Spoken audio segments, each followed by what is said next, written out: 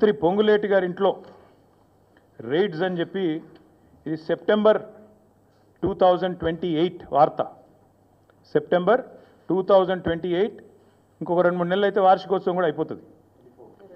అంటే 2024 సంవత్సరంలో ఈ రైడ్స్ జరిగినాయి. సెప్టెంబర్ 27th, ఈరోజు మే 24 అనుకుంటా. మరి అప్పటికిప్పటికి ఒక్కటంటే ఒక్క ప్రకటన అటు ఈడీ వైపు నుంచి కానీ ఇటు పొంగులేటి శ్రీనివాసరెడ్డి గారి వైపు నుంచి కానీ వచ్చిందా? ఎందుకు కాంగ్రెస్ మంత్రులను కాపాడే విషయంలో ఎన్ఫోర్స్మెంట్ డైరెక్టరేట్కు అదేవిధంగా బీజేపీ నాయకత్వానికి ఎందుకు మొహమాటం అడ్డమొస్తున్నది? ఎందుకు మీరు బీజేపీ నాయకులు ఇక్కడ ఉండే కాంగ్రెస్ వాళ్ళను ఎందుకు కాపాడుతూ ఉన్నారు? ఆ రోజు మీరే ఈ రైడ్ జరిగినప్పుడు పొంగులేటి గారి ఇంట్లో అన్ని టీవీలలో బ్రేకింగ్లు నేనే చూసా. నోట్ల మెషిన్లు పోతున్నాయి, కట్టలు లెక్క పెట్టడానికి ఒకటి కాదు ఒక మెషిన్ సరిపోతలేదు, 2వ మెషిన్ పోతున్నది అని చెప్పి మీరే బ్రేకింగ్ న్యూస్లు ఇచ్చారు. మరి మీరు కూడా సైలెంట్ అయ్యారు. ఏం జరిగిందో నాకు తెలియదు. మీరంటే మీరు కాదు, మీడియా సైలెంట్ అయింది. ఇప్పటికీ సెప్టెంబర్ నుంచి ఇది మే అంటే ఎన్ని నెలలు అయిపోయింది? 6 కాదు 8-9 నెలలు అయింది. ఇంతవరకు అతి లేదు గతి లేదు. అట్లాగే 1-2 కాదు, ఇది కర్ణాటకలో జరిగిన వాల్మీకి కుంభకోణం. 187 కోట్ల వాల్మీకి స్కామ్లో కర్ణాటకలో అరెస్టులు జరిగినాయి. అందులో పైసలు 45 కోట్లు తెలంగాణకు వచ్చినాయి. కానీ తెలంగాణలో మాత్రం ఇక్కడ ఏ కాంగ్రెస్ నాయకులకైతే 45 కోట్ల రూపాయలు వచ్చినాయో పార్లమెంట్ ఎన్నికల సందర్భంగా వాళ్ళ పేర్లు బయటికి రావు, వాళ్ళ మీద ఏం యాక్షన్ ఉండదు, వాళ్ళని కనీసంగా ఎంక్వైరీ చేయాలన్న ఆలోచన కూడా ఇక్కడ ఎన్ఫోర్స్మెంట్ డైరెక్టరేట్ చేయదు. ఇక్కడేమో పొంగులేటి గారి ఇంటి మీద రైడ్ అయితే వార్త రాదు బయటికి. ఏం జరిగిందో ఎవరికి తెలియదు, అదొక బ్రహ్మరహస్యం. అట్లాగే వాల్మీకి కుంభకోణంలో 45 కోట్లు తెలంగాణకు వచ్చినాయని చెప్పి స్పష్టంగా ఈడీ రిమాండ్ డైరీలో రాసింది. నా ఆరోపణ కాదు.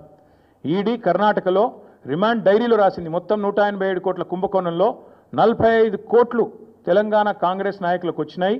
అవి రావడమే కాదు, ఇక్కడ మందు ఉన్నారు, ఇక్కడ ఎలక్షన్లో ఆ డబ్బులు వాడినారు అని చెప్పి కూడా స్పష్టంగా ఆధారాలతో సహా మరి డీటెయిల్డ్గా వచ్చింది. కానీ ఇంతవరకు ఆ వాల్మీకి స్కామ్ ఏమైందో, ఆ 45 కోట్లు ఎవరికి వచ్చినాయో ఇంతవరకు అది కూడా మరొక బ్రహ్మరహస్యం. అట్లాగే మేము ఆరోపణలు చేయడం కాదు, ప్రధానమంత్రి నరేంద్ర మోడీ గారు మే 10 తారీఖు నాడు 2024 హైదరాబాద్కు వచ్చారు, తెలంగాణకు వచ్చినారు. వచ్చి ఆ రోజు ఆయన అన్నమాట, తెలంగాణలో విచ్చలవిడి అవినీతి జరుగుతోంది, RRR ట్యాక్స్ నడుస్తోంది, ఇక్కడ రాహుల్ రేవంత్ రెడ్డి ట్యాక్స్ నడుస్తున్నది అని స్వయంగా ప్రధానమంత్రి మోడీ గారు అన్నమాట. మరి దాని మీద ఇప్పటివరకు మే 11, మొన్ననే మే 11 కూడా అయిపోయింది, వార్షికోత్సవం కూడా అయిపోయింది. ఇప్పటి వరకు అతి లేదు గతి లేదు, ఇప్పటి వరకు ఒక్క అడుగు ముంగట పడ్డది లేదు. అట్లాగే మేము మా పార్టీ తరఫున కూడా చాలా స్పష్టమైన ఆరోపణలు చేస్తూ ఆధారాలతో సహా సివిల్ సప్లై స్కామ్ ఏదైతే జరిగిందో దానిలో జరిగిన కుంభకోణాన్ని మేము స్పష్టంగా ప్రజల ముందుకు తెచ్చాము. మరి అట్లాగే ఏజెన్సీస్ దగ్గర కూడా పోయాం. ఇంతవరకు సివిల్ సప్లై స్కామ్లో ఫుడ్ కార్పొరేషన్ ఆఫ్ ఇండియా స్పందించదు, కేంద్ర ప్రభుత్వము స్పందించదు, అస్సలు ఏ ఏజెన్సీ కూడా ముందుకొచ్చే పరిస్థితి లేదు. అట్లాగే మరి మనం ఈరోజు కనుక చూసినట్టయితే 1-2 కాదు, ఇది అమృత్ స్కామ్. అమృత్లో రేవంత్ రెడ్డి గారి బావమరిది కంపెనీ శోధా కన్స్ట్రక్షన్స్ అనే కంపెనీకి మరి సృజన్ రెడ్డి గారు అనే వ్యక్తికి ఆయన కంపెనీకి అర్హతలు లేకపోయినా, ఆయన కంపెనీకి ఫైనాన్షియల్ కేపబిలిటీ లేకపోయినా 1137 కోట్ల వర్క్ ఇచ్చారు అని మేమేదైతే ఆరోపణ చేశామో ఆధారాలతో సహా స్వయంగా కేంద్ర మంత్రి మనోహర్ లాల్ ఖట్టర్ గారిని కలిసి ఆరోపణలతో సహా ఆధారాలతో సహా వారికి డీటెయిల్డ్ నోట్ కూడా ఇచ్చొస్తే ఇప్పటి వరకు కనీసం ఒక్క మాట కాదు కదా, ఒక్కటంటే ఒక్క అడుగు కూడా ముంగట పడలేదు.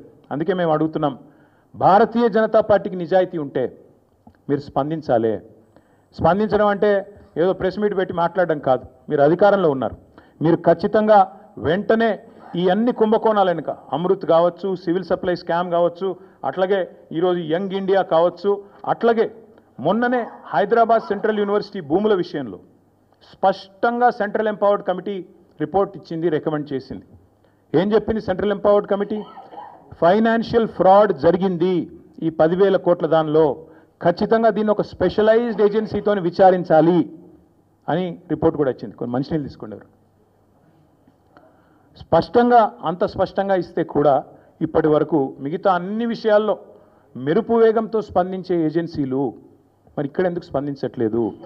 మేము ఖచ్చితంగా ఈ విషయంలో మేము తెలంగాణ ప్రజలకు కూడా ఒకటి అప్పీల్ చేస్తూ ఉన్నాం.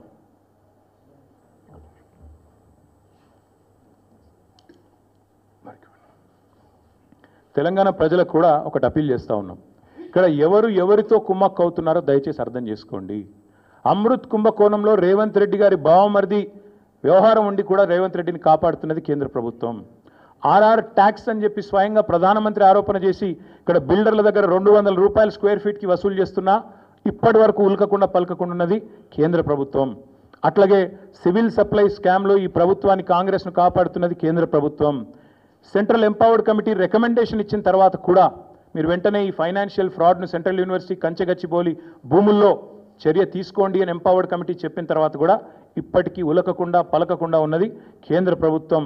మరి ఈరోజు ఈ విషయంలోనన్నా నేషనల్ హెరాల్డ్ విషయంలోనన్నా స్పందిస్తారో లేదో మేము కూడా చూస్తాం. ఒక నెల రోజులు ఎదురు చూస్తాం. మేము కూడా చూస్తాం ఒకవేళ మరి కేంద్ర ప్రభుత్వం ముందుకు వస్తుందా రాదా. ఎందుకంటే మీకు తెలుసు ఫార్ములా ఈలో ఏదో జరిగిపోయింది, దున్నపోతు ఈనింది అని కాంగ్రెస్ వాడనంగానే కట్టేయండి దుడ్డని చెప్పి గవర్నర్ గారు స్పందించి వెంటనే ఆగమేఘాల మీద మెరుపు వేగంతో స్పందించి ప్రాసిక్యూట్ చేయాలన్నారు. మేము కూడా కలుస్తాం గవర్నర్ గారిని, ప్రాసిక్యూట్ చేయండి ముఖ్యమంత్రి గారిని అని అడుగుతాం. తప్పకుండా ముఖ్యమంత్రి గారు ప్రాసిక్యూట్ కావాల్సిందే, ఆయన ప్రజాక్షేత్రంలో దోషిగా నిలబడవలసిందే, చేసిన తప్పులకు తప్పకుండా శిక్ష అనుభవించాల్సిందే. అట్లాగే ఇంకొక మాట కూడా చెప్తా ఉన్నాం, ఒకవేళ కేంద్ర ప్రభుత్వం కూడా స్పందించక బీజేపీ కూడా ఒక రక్షణ కవచం మాదిరిగా ఏదైతే ఇన్ని రోజులు రేవంత్ రెడ్డి గారిని కాపాడుతూ వస్తున్నదో మరి తప్పకుండా ఒకవేళ వారు స్పందించకపోతే నెల రోజుల తర్వాత పార్టీలో మేము కూడా కూర్చుని